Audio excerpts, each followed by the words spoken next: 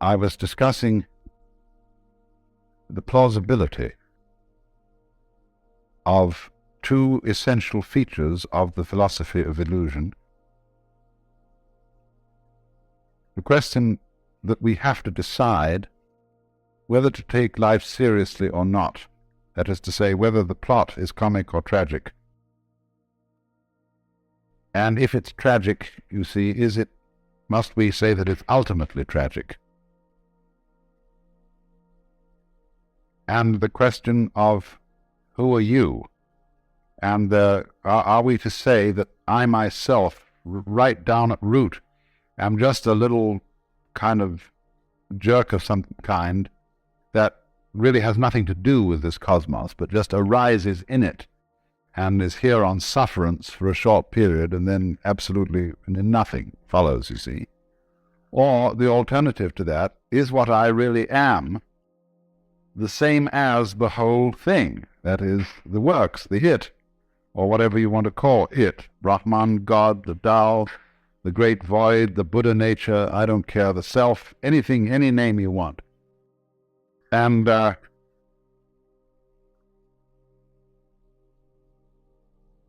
whereas that attitude, you can look at it from various points of view in judging it. You can say it's wishful thinking.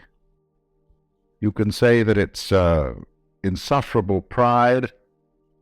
But the point of the matter is, as I tried to show, any other way of looking at things is kind of schizoid. It looks at human beings as if they arrived in this world like a bunch of birds on the branches of a barren tree. They just got settled there, you know, they don't belong. The sense of being strangers and pilgrims from another domain altogether.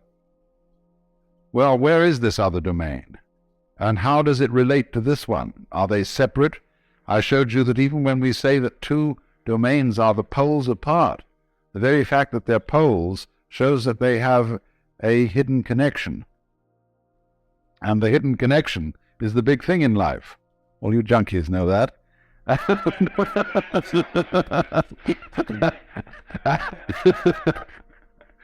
And so, in other words, we get a pattern of organization that is radial rather than an assemblage, as if the universe were really a multiverse.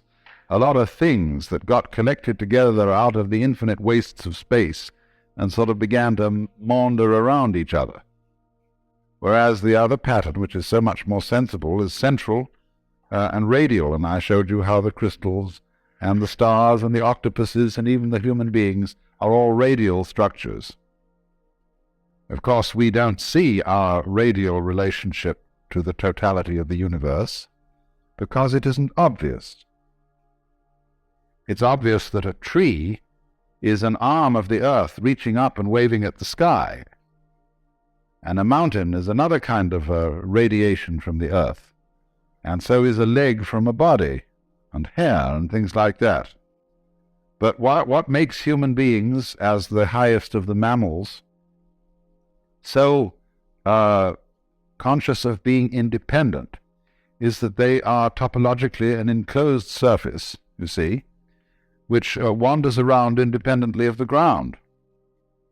What we don't notice is that we are not independent of the ground at all, that wandering around is something that is entirely related to there being some ground. In other words, when you run up a hill, the hill also runs you up it. The hill rises and lifts you as you run, you see? And if you understand that, you don't take a hostile attitude to mountains and hills. You're grateful to them for lifting you up so high in the air, because that's presumably why you went up, that the thing was high. It was lifted up. You wanted to be lifted up. It lifted you up. You had to cooperate, of course. I always like the illustration that I've used before, perhaps you haven't heard it, of the thistledown. The thistledown, too, comes moving through the sky. I once was playing with the thing, and just came out of the blue sky, and I caught it like that, pulled it under my nose, and it started to pull, to get away. Looks as if it were a butterfly or something. It pulls away when you catch it by the leg. And I thought, oh no, of course, that's not the thistledown, it's the wind. Well, which was it? You know, in a famous debate that was settled by the sixth patriarch of Zen, there were two monks arguing when a flag was flapping in the wind, whether it was the wind or the flag that was moving. And he said, it's neither, it's the mind. And so in a way the same thing was true about the thistledown. The mind is the moving thing, because which point of view will you take? Which attitude of mind will you take towards this? Is it the wind moving the thistledown?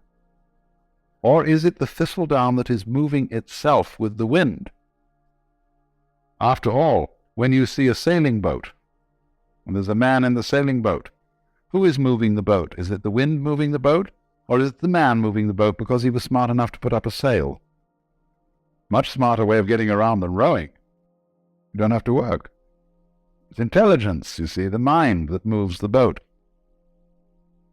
And so in the same way, I thought, this thistledown has some kind of intelligence. It's radial, it's organized, it's beautiful. And it's used that to sail itself with the wind, to enable itself to pull like a little organism playing with the wind. And so in just the same way, each one of us uses the universe to get around. And the universe uses us to play with, and to make games and patterns, and to do its stuff. So because we seem to be disconnected and entirely sealed within our skin, that is a very deceptive thing, because the skin is not really the boundary of man. You will notice that in various periods of art, human beings have been shaped in different ways. And have been more or less transparent at some times, at other times opaque, and sometimes the emphasis has been on the state of mind which this human being is in. At other times the emphasis is on the bodily conformations and so on.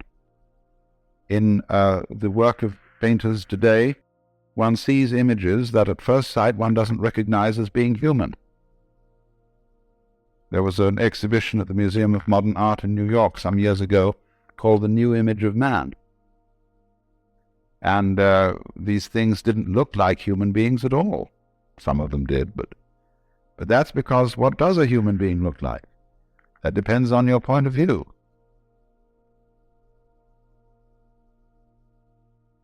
You see, if you are prejudiced that a human being is only what is inside his skin, then you think that when anybody paints the human being beyond those boundaries, that he's lost the image of man. He hasn't necessarily lost it at all.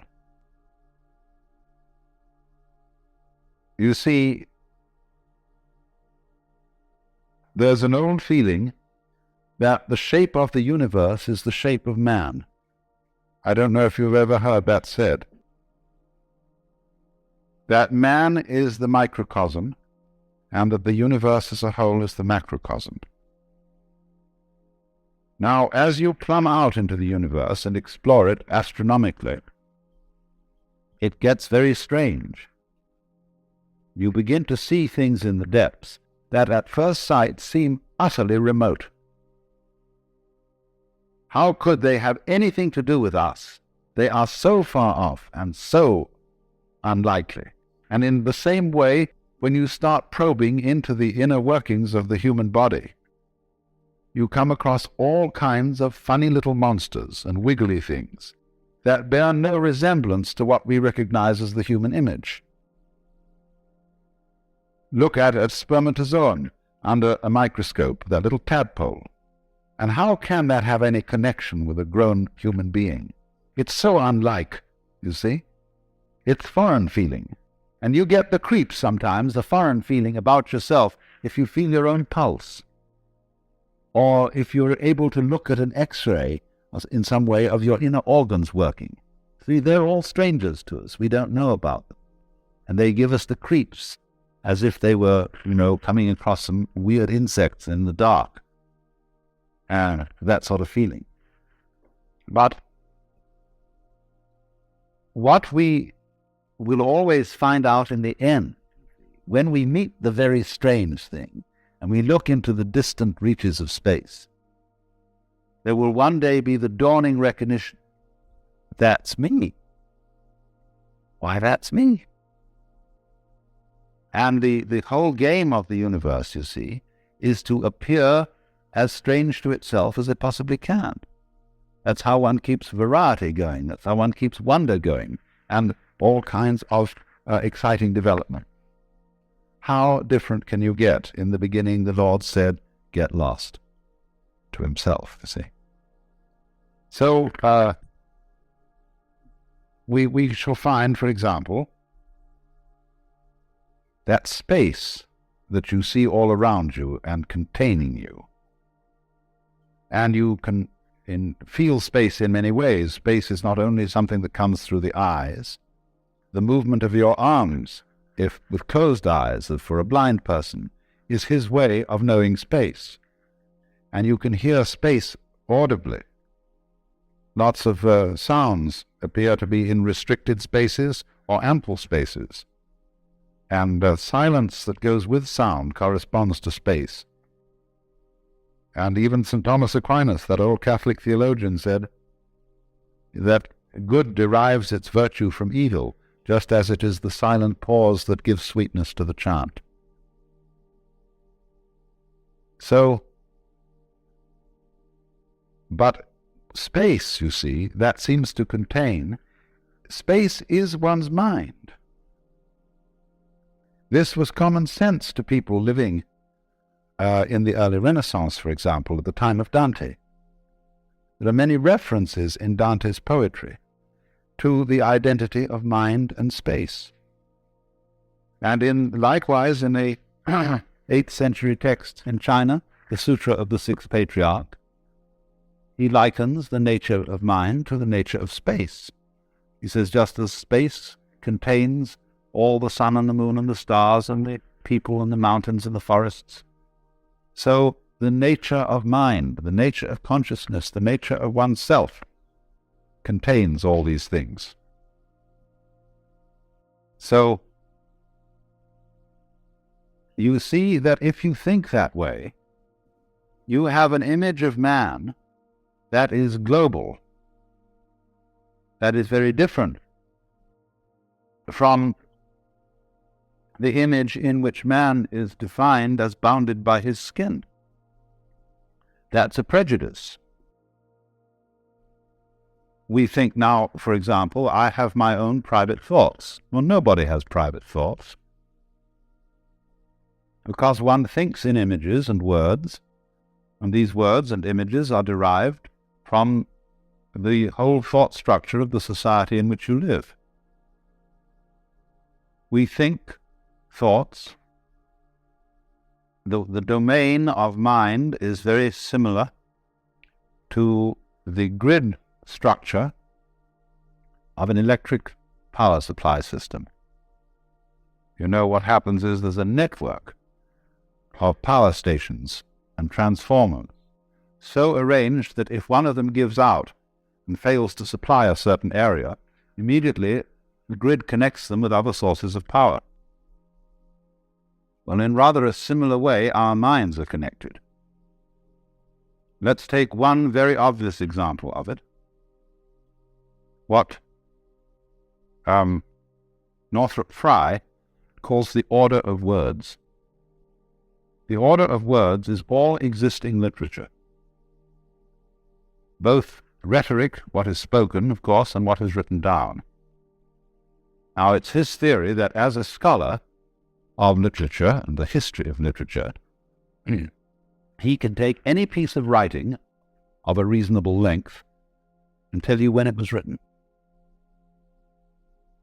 Because everything that is written and said is inescapably related to the whole order of words. And it's amazing what little things you might not notice would give you away. Because he can say, well, obviously he has read this, thinking, say, of a particular novelist or poet. So it must come after the date when that novel was published. But he couldn't possibly use an expression like that to say, for example, that it was a capital day. He would never use that expression living, say, in contemporary 20th century America. That's a Victorianism, or it's an Edwardian way of talking. And so by all sorts of little clues like that, the scholar can pin down a piece of writing to when it was written, you see? That is because every individual piece of writing is a function of all writing that's being done. Well, now that's a very specific and almost crude illustration of something that's going on in a far more complicated way than that. It isn't only all writing, all thinking is being done in relation to the total order of thought. And in a still more subtle way, all living is being done in relation to the total order of life, to what de Chardin calls the biosphere, and it goes way beyond that, because of the vast interplay of what we now call gravitational and electrical fields, which embrace everything that there is.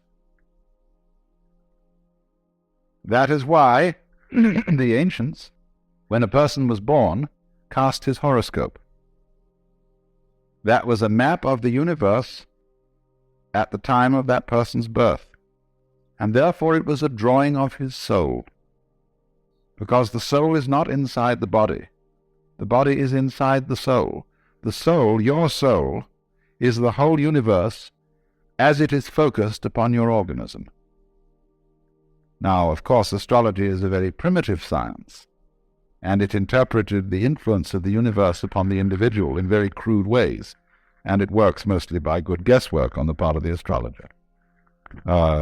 If you know how to tell fortunes at a fair, you will find out a great deal about how all these predictive psychic sciences work, because the client invariably gives himself away, either by his anxiety to be told the truth or by his anxiety to conceal it. They work equally well. But there is, you see, underneath the astrological notion, a sound idea that the true map of the soul is the picture of the universe surrounding the individual. It isn't necessarily your soul is not the picture of the universe just at the moment when you were born, you see. It goes along all the time you live, because the whole thing expresses itself through you. And therefore, in that sense, the map of the stars, the horoscope, etc., was an image of man in just the same way as we regard a picture of the human body as an image of man. And it's an image from a different point of view. It's a bigger image. It shows, in other words, that your mind is very largely outside your body. After all, it's inside too. It's simultaneous. You see, I cannot think. I can't have a mind without seeing, feeling, and relating to other people. Without all the social institutions, not only language, but the laws, the customs, the gestures, the rituals by which we relate to each other. All those things compose the mind. For the mind is a huge network of relationships and interconnections at a high level of sensitivity. Mind and matter are, of course, polar. They go together. They're two ways of thinking about the same thing, or shall we say two dimensions of the same thing, just like length and breadth, or just, shall we say, like shape and color. You see, nobody ever saw a shape that wasn't colored. Nobody ever saw a color that wasn't shaped. And yet we can see there's a very clear difference between color and shape. But they always go together, they're always found together. Well, it's the same sort of relationship between mind and matter. And the difficulty that people have in trying to reduce one to the other, and saying, well, the world is only material, or saying, on the other hand, that it's only mental, is the same difference you would have in trying to reduce all shapes to colors or all colors to shapes. Shape and color are made for each other, like a marriage made in heaven. They go together so perfectly, and yet stay so marvelously different. That's why the Buddhists say, difference is identity. Identity is difference. It sounds goofy, but it makes a great deal of sense, because what it's saying is a relational thing, that you don't know what identity is unless you know what difference is, and you don't know what difference is unless you know what identity is. That relationship between so-called opposites is called in the Chinese technical Taoist vocabulary mutual arising. So they say to be and not to be arise mutually. High and low are mutually posited.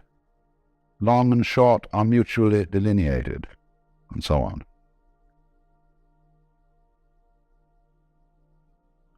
Now, what we see then is the totality of the cosmos focused at each point, you see, gives rise to the illusion of the independence of the point from the whole. Just as the human being, by virtue of having an enclosed epidermis, and to be able to walk instead of having to be rooted to the ground, presents the illusion of being separate. And so that's why I asked Vada to do these demonstrations last night, because he showed visually the interdependence of the figure and the background,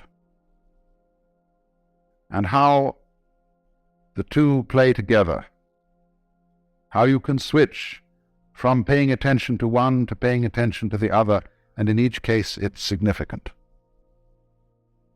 That is an art that we have lost in our day-to-day perception of life, and it leads, practically speaking, to the serious problem of ecological blindness.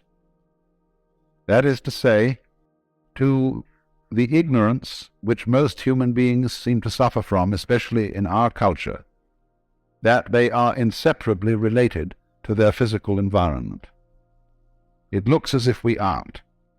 It looks as if we can go out with bulldozers and insecticides and every kind of a gadget and make over our physical environment as it suits our whims.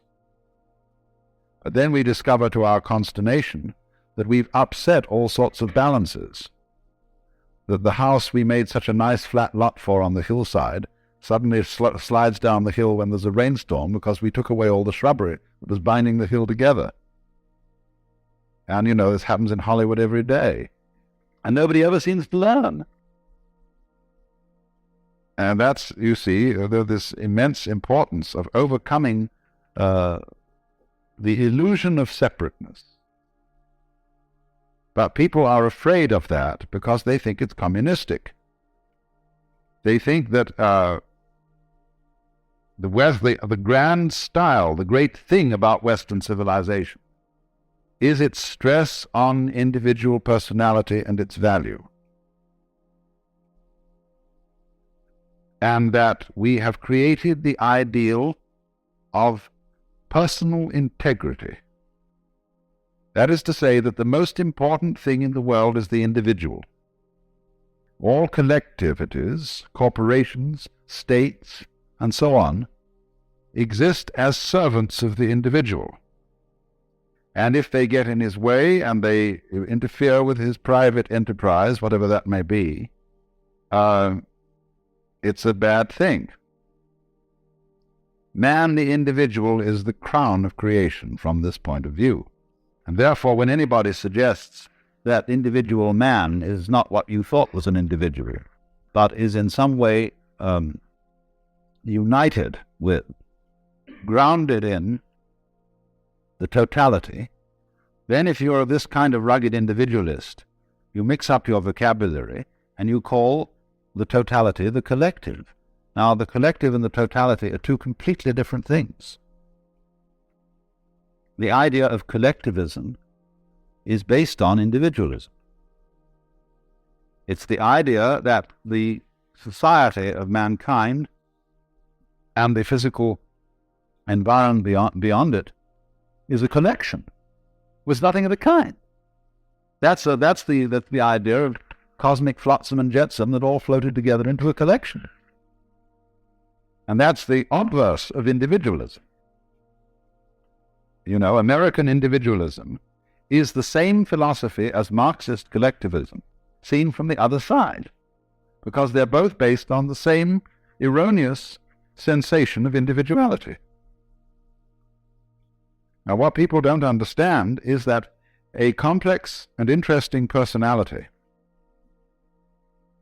is not a matter of being isolated. It's a matter of being deeply connected with and aware of one's relationship to the whole surrounding cosmos.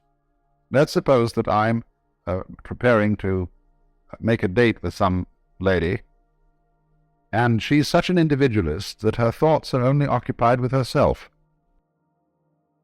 She never thinks about anything that isn't herself. Well, she's an awful bore. She has nothing to say. She's not interested in any books, in any landscapes, in any works of art, in any literature, in any other people. She's a total bore. But the more, on the other hand, she would be interested in all those things that are supposed to be not herself, the more of a colorful personality she becomes. So the rule is to get away, you see, from these ideas of the individual as finding his individuality and uniqueness through independence, but rather finding his individuality and uniqueness through being related.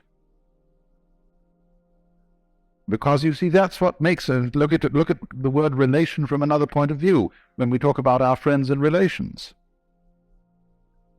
Supposing I come across some individual who I can't make out what kind of a thing he is. I can't make out where he came from. His accent isn't American, it isn't British. It isn't particularly Middle Western, it certainly doesn't have the overtones of New York or New England. He just talks flat.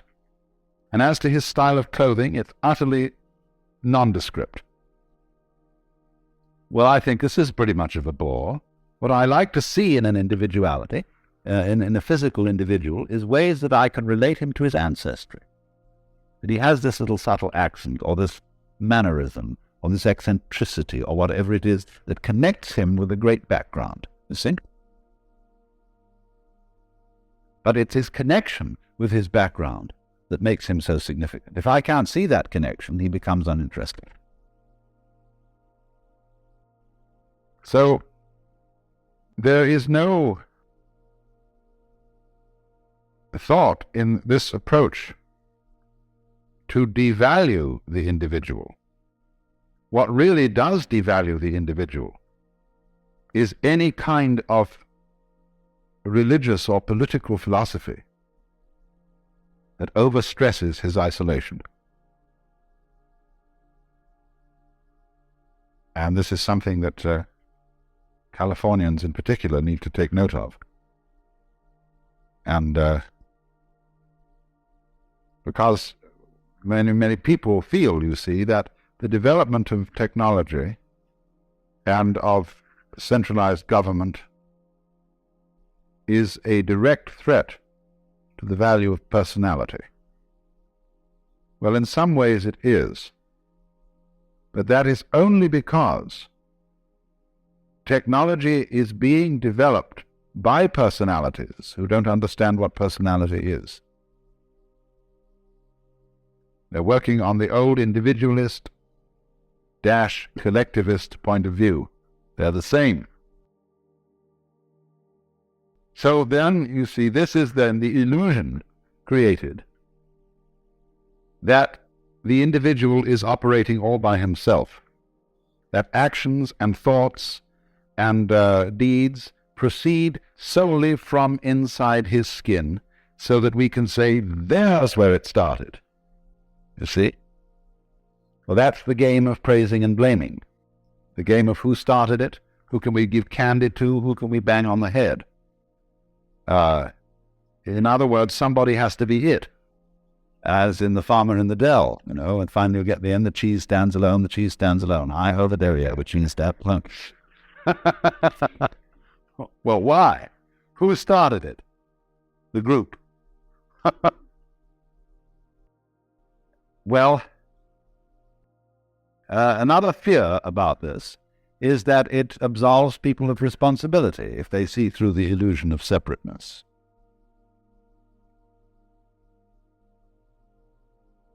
The truth of the matter is, actually, that no philosophy of history has really succeeded in making anybody more or less responsible. In other words, let's say that you are a Christian, a Catholic of the old-fashioned medieval type, who believes that you've got an individual soul with free will, and that you're under responsibility to God to obey His law, and that if you don't, the most disastrous consequences imaginable will befall you. You will fry in hell forever. There's no evidence whatsoever that believing in that made people any more virtuous than they are today. None at all.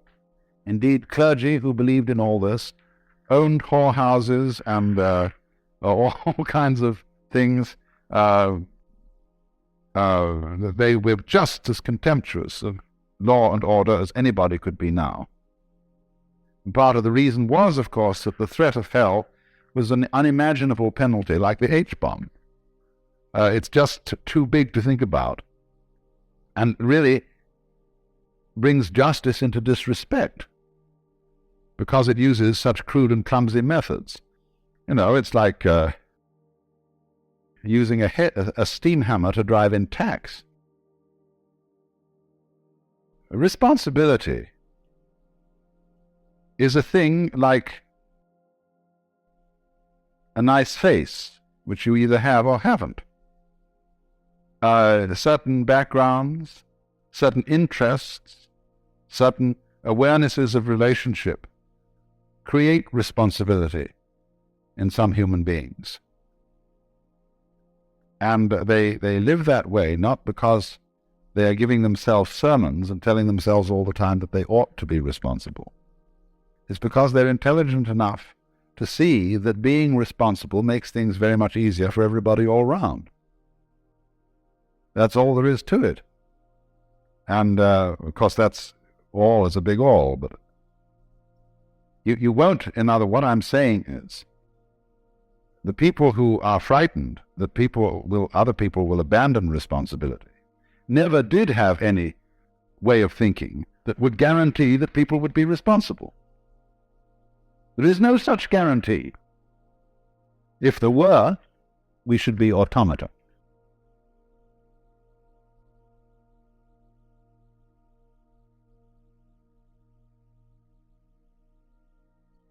Now, I want to switch to another aspect of illusion. The quickness of the hand deceives the eye. And that is, of course, the great illusion of what we call matter. Density, impenetrability, opacity. I find it hard to talk about the illusion of matter because I'm a materialist. That is to say, I like material. And though I may seem to you to be quite self-contradictory. For example, a wine should have body. Pure alcohol doesn't. And it's terribly important in human character for there to be a blend of materialism and mysticism, between sensuality and spirituality. You see, people who are purely sensuous and materialistic get very boring. You can fill your lives with all good things, with Alfa Romeos and hi-fis and wonderful cameras and girls with beautiful bodies and Chris Crafts and dry martinis and Chanel No. 5, And after a while, if that's all you've got, it gets sickening and the bottoms begin to feel like plastic and the martinis taste like medicine.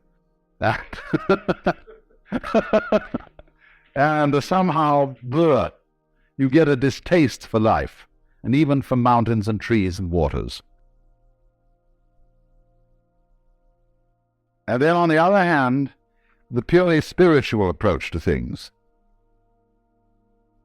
is too rarefied, too earnest, too abstract, too purely Euclidean. And the people who are intensely spiritual and don't have any sensuality are always desperately serious, colorless, lacking in humor, and never are able to meet one as man to man with a kind of a friendly leer in the eye. They live at a level of frantic intensity. I see these two extremes need each other. I would say spirituality needs a beer and a loud burp, and sensuality needs a rough blanket and a hard bed and a cold night with the stars, to wonder about. The sensualist as such, the materialist as such, has no wonder, and the mystic, the pure mystic, has no body. He's pure alcohol.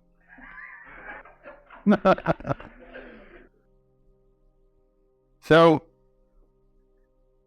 if then one should say that material is an illusion, this seems to be selling out to the spirit people and to the mystics.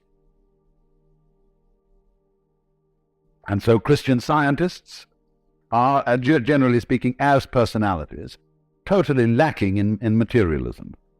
And they're prissy and lacking in color, and their churches are very, very disagreeable. They're all reading desks, and they're too bookish, and they have no ritual, no ceremonies, no verve, you see? It's all cerebral. And likewise, when people get the wrong idea about Hinduism or Buddhism, they go into this same ultra-mysticism. They start disbelieving in all material pleasures as crutches, and it's very bad to have crutches, you see. You shouldn't take aspirin when you've got a headache. You shouldn't wear glasses. You shouldn't show dependence on anything. You mustn't like your food too much, because that's becoming gluttonous. So you eat very plain food, which is not spiced, and you eat it out of a sense of duty. That is to keep the body functioning. You drink only water because other drinks might cause certain dependencies and give you too much pleasure. And because the idea is, you see, you've got to control your mind and keep it absolutely calm and still so that you are not dependent on matter. And that's altogether the wrong approach because, it is a game you can play. It is one of these possible things. You can play the Jehovah's Witness game. You can play the three-seed in the Spirit Baptist game. All these are various things which you can play, just as you can take up a hobby for bridge or fishing or something like that. But what happens is, you see, that the notion that the material world is an illusion is turned into a judgment of value. If it's an illusion, therefore it's bad.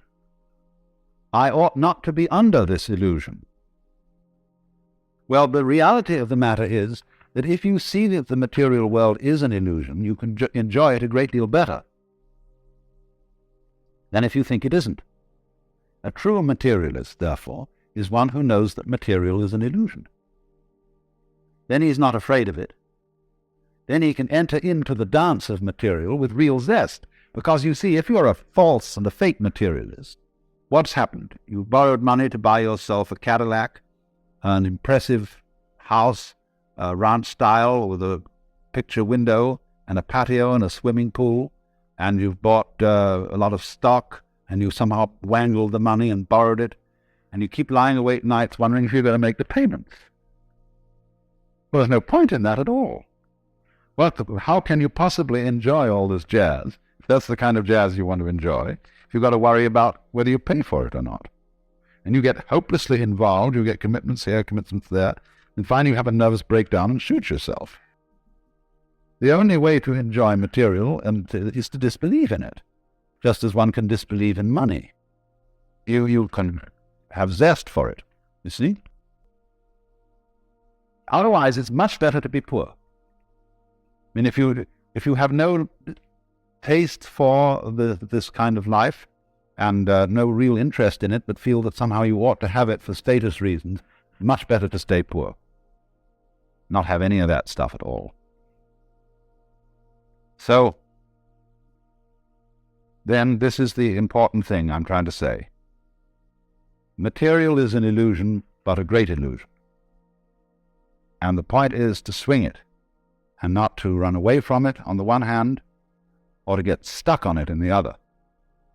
Then you can play with it. Just like a wheel going round. If the wheel is too loose on the axle, it wobbles all over the place. If it's too tight, it won't revolve. But you kind of sit loose, you see, to this thing. Not too loose, though. Now, in what way, then, is the material world an illusion? Well, we know a lot about this now from our physics. And we know that what we call solidity is force, contained force. The agitation of particles or wavicles or whatever they are at such an immense speed that they become impenetrable to other agitations.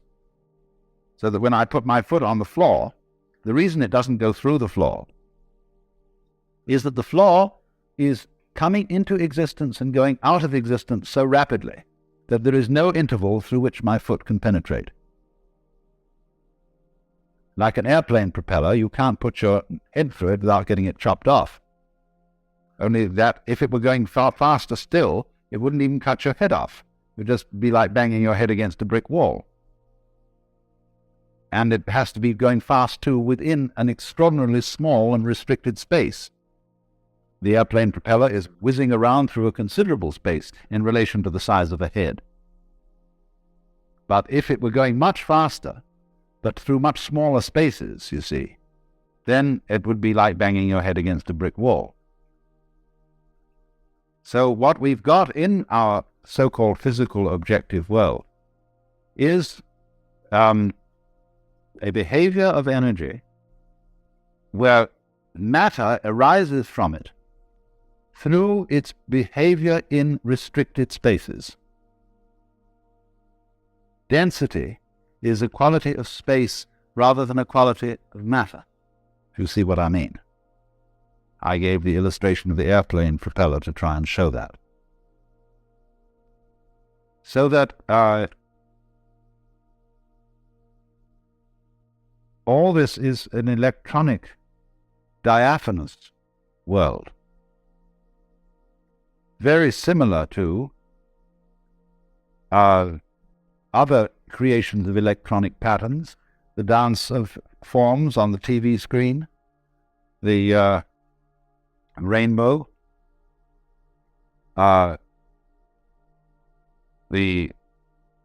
aurora borealis. It's all fundamentally like that. Only we are of the same kind of jazz, you see. Our bodies are this dance too, and therefore the physical world feels real to us. In other words, it feels solid, because we are something of the same kind. If we were on a different wavelength, we'd walk right through it, in the same way as radio waves come right through the house. They are of such a nature that they can penetrate the spaces, the interstices, or in some way jazz signals through. And but we are on the same wavelength, you see, as the wall, and so don't go through it. But nevertheless, the whole cosmos is therefore a function of energy, or you could say of light, something like light, and therefore we and it are all diaphanous. Now, it's easier to see that if you live in a medium where things aren't so dense. There's only one other creature as intelligent as man, and this lives in a medium that is less dense, and this is the dolphin. The dolphin is a mammal. Many millions of years ago, it seems that dolphins were living on the land. But they are very clever. And they decided that the land was no place to live, because getting food was difficult, and you had to lug yourself around, and there were many, many bad shows about the land. It had very curious changes of temperature. It became unspeakably cold and unspeakably hot, and you had, in fact, to work. Well, no sensible person ever works. I never work, I get paid for playing. And everybody should do that. That's the mark of an educated man, is that eventually he gets a job where he's paid for playing. And a worker or a proletarian isn't necessarily a poor man. There are lots of poor, a poor man like, say, Selig Morgenrath or Eric Barker around here, they're not proletarians. Proletarian is a person who is fettered to the process of work. That is to say, to doing chores every day that he really doesn't like and that aren't in the least interesting in order to go on living. So the dolphins decided this is ridiculous, this land existence, and they went back to the water. And it's pretty easy to fish, you see. There are plenty of fish in the water and things to eat, because we know the ocean is the greatest food supply in the world. And when they'd eaten a few fish or whatever they need, they decided just to have a ball. So the dolphin can get abreast of a ship, get one of the wakes coming out on the side, can set its tail at an angle of 26 degrees, and be pushed along by the ship. And it's not going anywhere. There's no reason to go along there. As if it had to get to another part of the sea is pretty much the same all through. But they're just going, boom, and they chatter and dance, and they're really highly civilized beings. And so, please don't anybody ever kill dolphins or be unkind to dolphins, because they're exemplary, high-minded creatures. And we shall soon discover this. As soon as we can set up communication with them, they will tell us all about it, and we will then invent a new style of civilization based on frolic.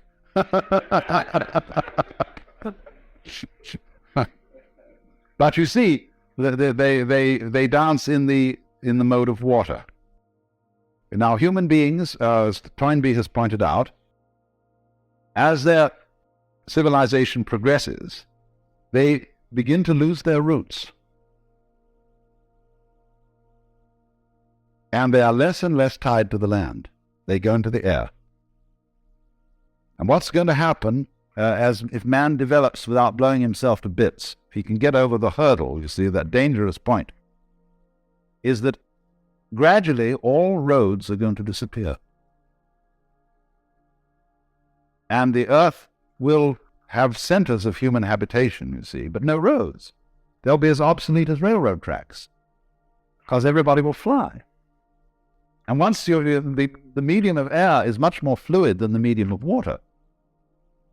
And as we fly, you see, on the land, your values are all values of permanence, solidity, firmness. They're architectonic in the sense of our great stone structures, pyramids and things like that.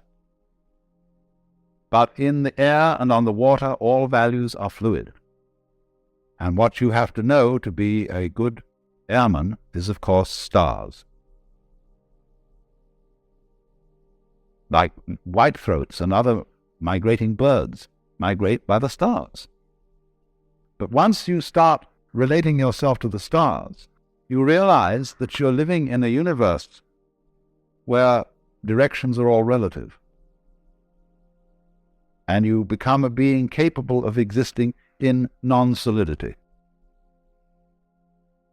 And that's why Buckminster Fuller, believed that technics and really all culture came from the sea. The men who first learned to sail were the wise men.